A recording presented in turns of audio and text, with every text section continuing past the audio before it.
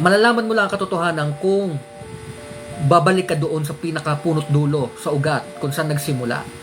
Ang Gnostic, doon nagsimula ang lahat. Mas nauna yan kaysa sa Roman Catholic doctrine. Okay? Mas nauna ang mga Gnostic. Sila ang mga sinaunang mga tagasunod talaga ni Kristo. Okay?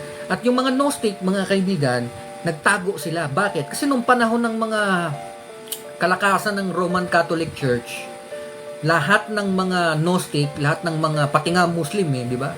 Gnostic, Muslim, lahat ng mga ibang religion, ibang paniniwala, bukod sa paniniwalang Romano, tinatawag nilang heretiko.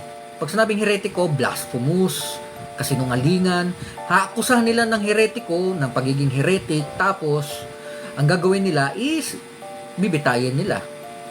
Ganun ang ginagawa nila sa mga heretiko noon. Kaya yung mga Gnostic, nagtago sila, esoteric, kumbaga pailalim nila pinakalat yung kaalaman. Pailalim. Kasi kung ilalambas mo yun ng lantad, maano sila. I-research nyo, Inquisition. I-research yung Inquisition. Ganun yung ginawa ng mga Roman Catholic. Hudyo ang religion. Walang religion sa Jesucristo. Kaya nga binali niya yung Judaism, di ba? Binali niya. Kasi kung may religion siya, ba't niya ituturo yung mga kabaliktaran ng turo ng Judaism? Alam mo ba mga turo ni Jesus kabaliktaran ng tinuturo ng Judaism? Kabaliktaran.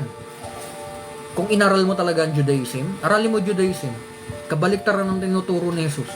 Di ba sinabi ko kanina yung yung paano binali ni Jesucristo, yung turo ng mga Hudyo, ng Judaism. Binali niya.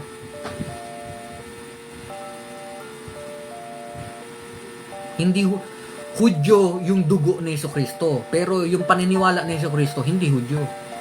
Malinaw ba sa atin yun?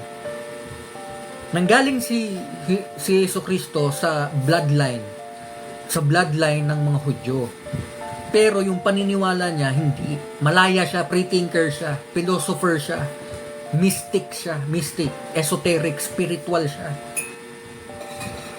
Okay?